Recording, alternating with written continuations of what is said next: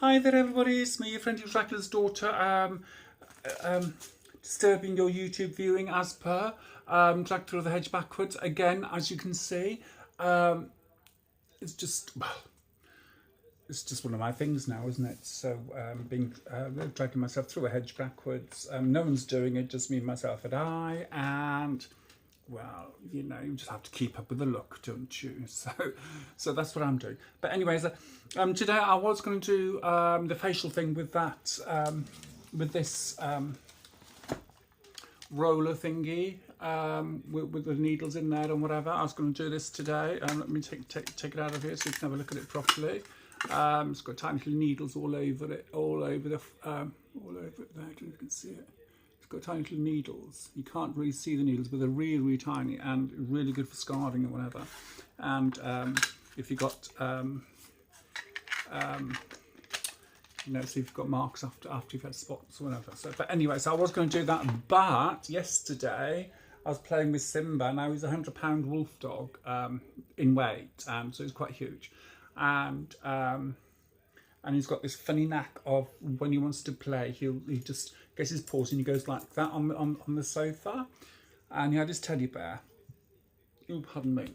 I just had some some sweets, dessert thing. But he decided that he wanted to play, so I got his teddy bear swinging around like that, and as he jumped up, he caught me right in the side there. Look, right down the side there. And in the corner of my eye there as well, so I can't put anything on there at the moment because it'll just sting like buggery, and I don't want to go over it with that needle thing. But anyway, but that's me for you. Always in the wars with these two. I can tell you, I'm covered in bruises and scratches, and when they jump up at me and everything, and Swing's just there watching and going blind, bless him. So I decided to read what today is, which is October the 19th, still Libra. It says Libra Scorpio cusp. That's not until, so that's still Libra, going over to Scorpio isn't until the 23rd. Between 22nd and 23rd, so that's the cusp I see it as anyway. So, but there you go. And the people that were born on this day, Auguste Lumière, which is a French chemist, movie camera projector inventor. He invented it with his brother Louis. So basically, thanks to him and his brother, I'm disturbing your YouTube viewing today, so thanks to him. Evander Holyfield is his birthday today. John le Carré, which is a writer, Spike and Cold. Anyone else? John Lithgow is another from Third Rock from the Sun, if you've ever watched that. Simon Ward, John Profumo. A very naughty young man. Well, very naughty man. He was a member. Zina, leave it, darling. Leave it. Thank you. Zina. He was a member of Parliament, and in the 60s, and it was called the Profumo affair. And he got involved with he was the war secretary, and he and this model called Christine Keeler. Got involved, but she was sleeping with a Russian diplomat at the same time. So it's called the Profumo affair, and it was a big deal. And I can't remember the friend, well, it's the so-called friend, but some people say it was a pimp, and can't remember his name. And Swing, you can't go out the door because it's closed down. You have to go out the window. There you go. Some people say he was a pimp, and other people say he was a friend of the girls that were basically prostitutes, high class prostitutes, and he basically killed himself. So There you go. But anyway, so those born on October 19th, the day of the projector, of course, because as was they've used that because of Lumiere, the French chemist. They are independent, spirited, and outspoken people who bring liveliness to their surroundings. They are, however, highly opinionated and stubborn in their approach to life. Because of their contentious nature, they not only love to partake in competition, but also may unfortunately bring strife and conflicts wherever they go. You can jump it, swing. There's a good boy. There you go. So, okay, I've got cases. You know those metal cases, suitcases, trunks. I've got them in the window there, by the window there, so you can climb up one to the other. He's 16, bless him, so you can go out the window, so to go to the toilet, bless him. Or just go out on the sunshine, so that's what he's doing at the moment. So, a constant theme of their life is revealing hidden truths, and therefore they have great dislike for ulterior motives, subtle emotional manipulations, and punishment through silence. They tend to be explosive and angry, but after the storm has passed, they generally do not hold grudges and are open to reconciliation. Most Librans are like that anyway. Don't hold grudges. Me personally, if I've got something to say, I say it. And or in the words of the gorgeous Victoria Wood, when she wrote a sketch for Patricia Routledge for Kitty, if I have something to say, I just pop it in a postcard. If that's something nasty to say, just pop it in a postcard. Don't talk behind people's back. But anyway, so perhaps the driving force behind their provocative nature is their desire, as mentioned above, to bring things to light, or better yet, to shine the light of truth on the object of their interest. Basically, so don't tell them any secrets. Less highly evolved individuals born on October 19th can be terribly afraid of having the truth about themselves exposed. In this respect, they can grow very defensive, even paranoid, in their compulsion to hide from public scrutiny. They can, however, develop themselves, gradually dropping these defences until at a moment of personal triumph, they stand fully revealed without fear or shame. Much like someone afraid of heights who finally manages to scale the highest peak. In this respect, their triumph over shyness or introversion would be greater than for the average person. So basically, that's what's saying. That is saying, which I think goes for most of us. If we have a fear of doing something, and then we go ahead and do it, and then we think to ourselves, oh gosh, well, why were we like that? Why were we so scared or so worried about doing it? So afraid of doing it in the first place. There's nothing to it, kind of thing, you know. So and it's like that for most things. Most people, if they don't know about something, they get scared about it, and they get very defensive about it, and until they find out the truth. Or for an example, somebody might think, oh, knitting a jumper. I know that it sounds really silly, but knitting a jumper could be very difficult because you don't know how to knit. But once you know how to knit, it's not difficult.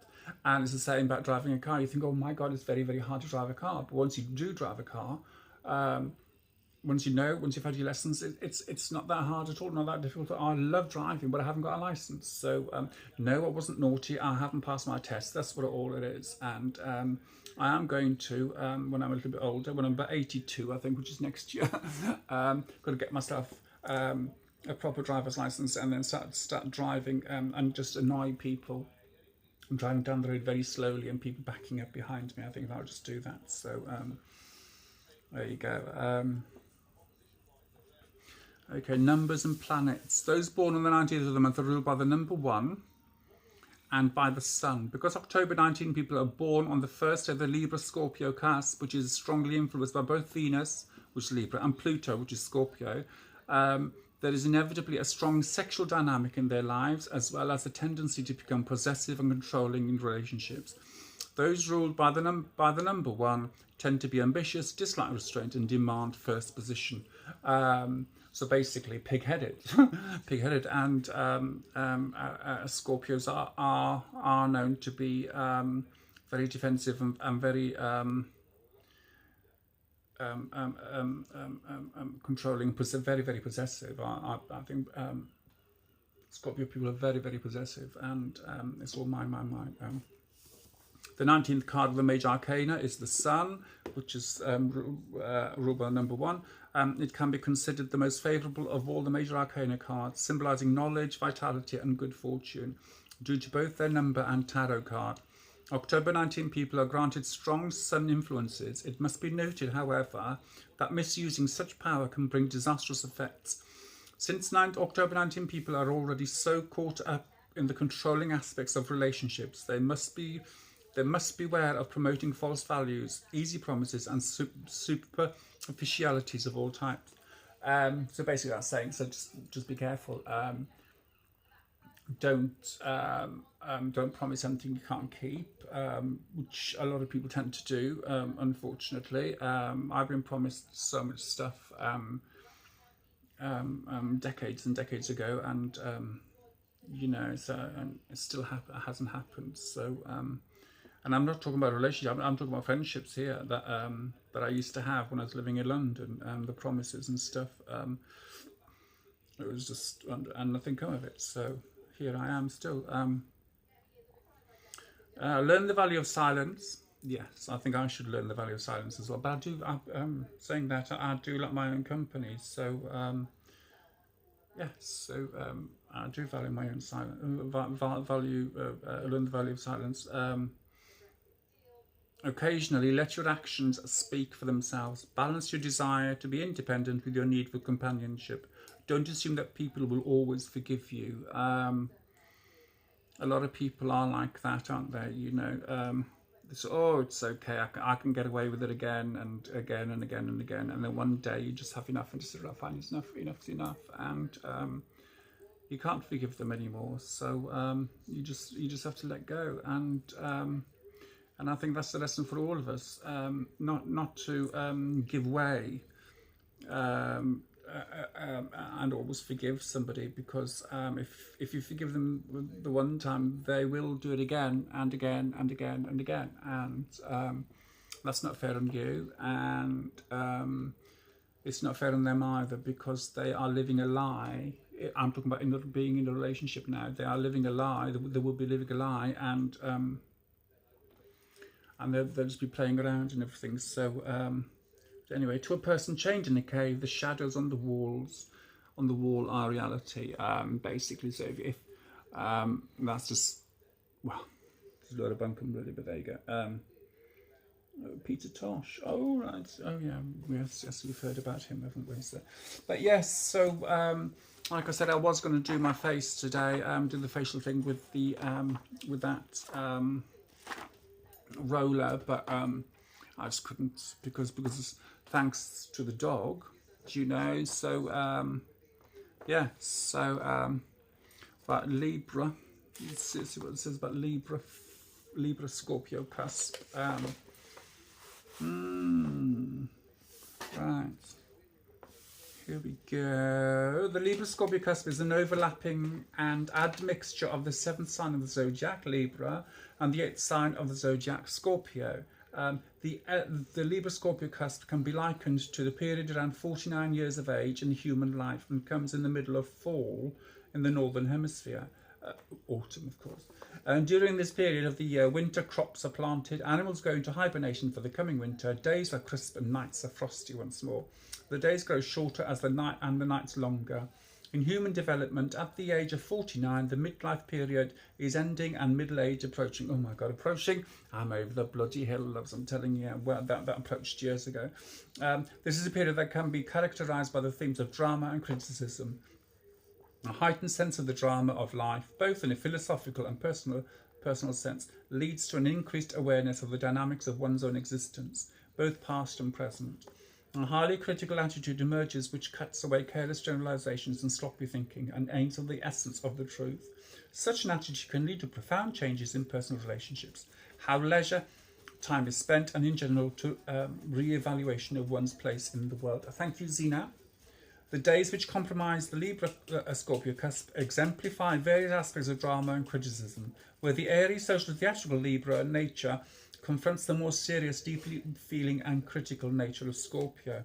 And the advice is try to relax and have fun, learn to be less picky, do not cut yourself off from unusual experiences, but maintain your poise and balance. Continue to battle with life and resist escapism or the throes of self-pity. Leave the past behind and embrace the future. Cynicism and sarcasm are poison to you. Now, that bit of advice could go for each and every one of us, to try and relax and have fun. Do not cut yourself off from unusual experiences, but maintain your poise and balance. Continue to battle with life and resist escapism or throes of self-pity. Leave the past behind and embrace the future. Cynicism and sarcasm are poison to you. Most of that could cover most of us, if not all of us. We should try and relax and have fun in our lives, and be frivolous. Have a bit of frivolity in your life now and again, instead of being very, very serious all the time, because it is tiring and it ages you as well. I'm 82, look. 82, darlings, 82. 2 facelifts and a tummy tuck, I'm well away. But don't take life too seriously. Don't take yourself too seriously some of the time. You know, of course, when there are serious matters happening around you that affect you and yours, then be serious, you know. But you have to be serious then. But you don't have to be serious 24/7. You still have time for levity and fun and laughter and everything. And I think we all need more than that in our lives than what... especially at the moment with all this palaver going on about leaving Europe and all that crap. But, you know, so,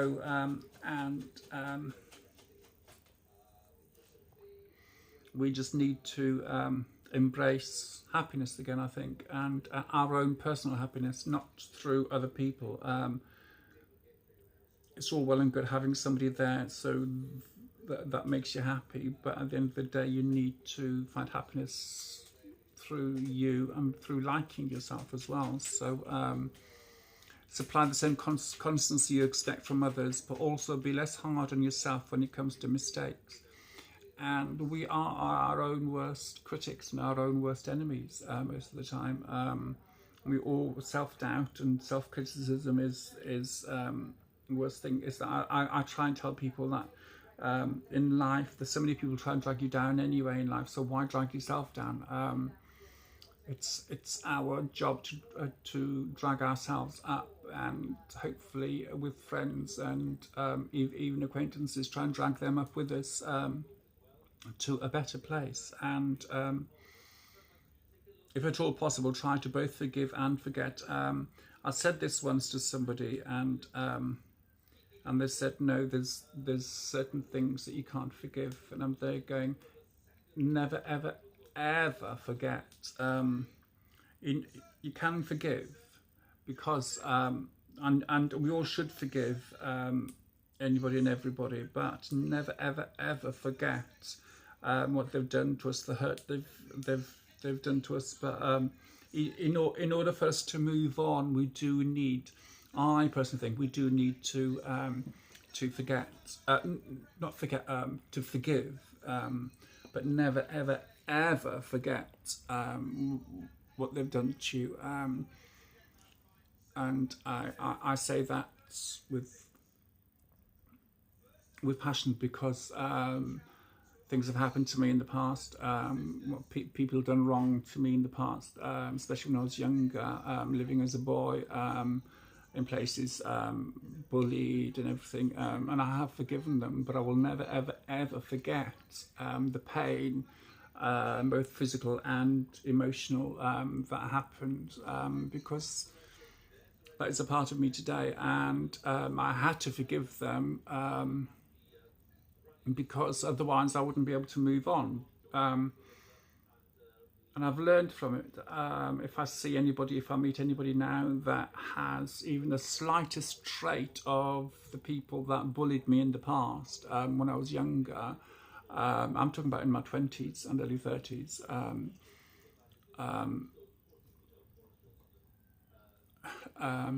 you know, when I was younger, when I was that age, if they show a slightest bit of trait of the people that bullied me, I just walk away from them and I have nothing to do with them, because I don't want to put myself through that again. So forgiving the people from my past has made me move forward in my life, but I have never forgotten how I felt and never forgotten how they started it. And that is the main thing, is just remembering what they did to you, remembering how you felt during it, but not dwelling on it. If you can understand, it's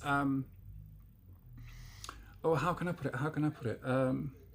In a good way. Some of us have been hurt so bad by somebody, or people, or individuals, or groups, or whatever like that, and we can't move away from them.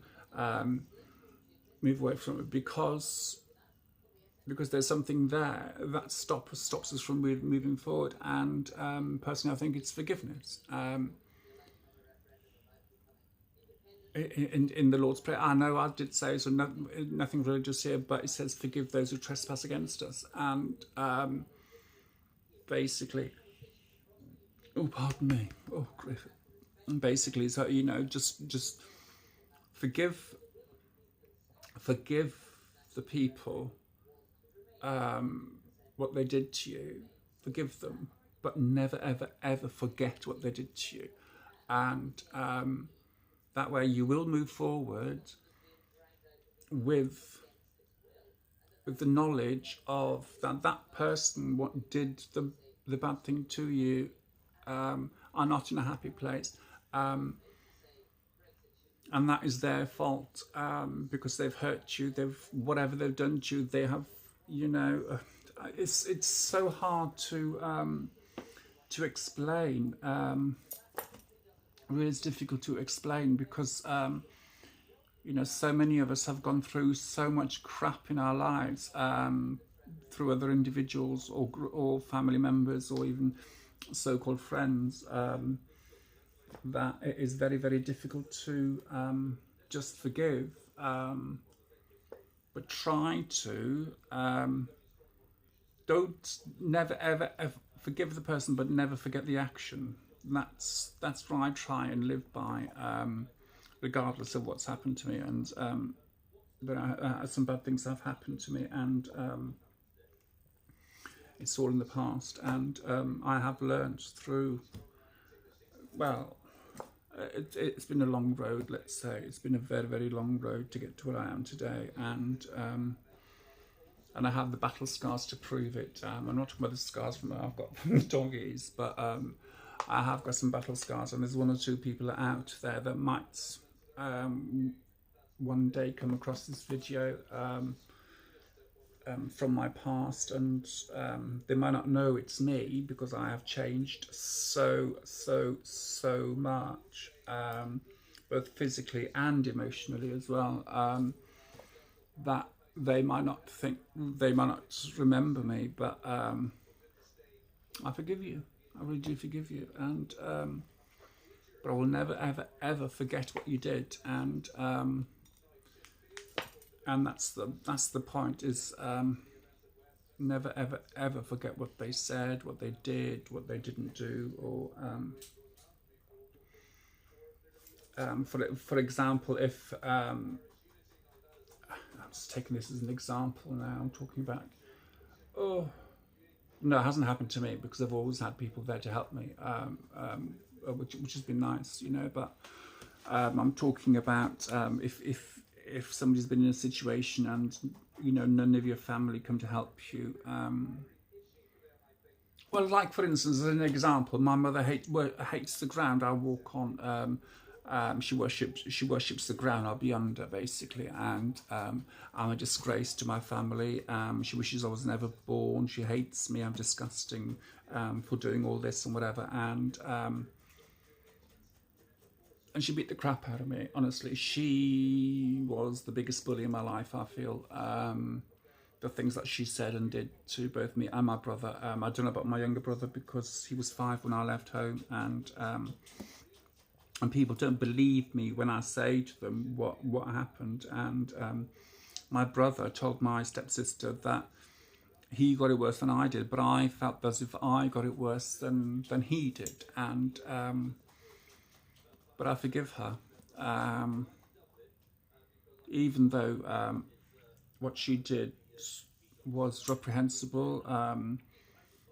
I will never forget what she did to me, and it always will be a part of me, and I will have to live with that, and she will have to live with that as well, if she has a conscience, which I don't think she has, but I do forgive her. And if anybody's watching this that knows my mother, tell her that I do forgive her, and for every beating that she gave me, every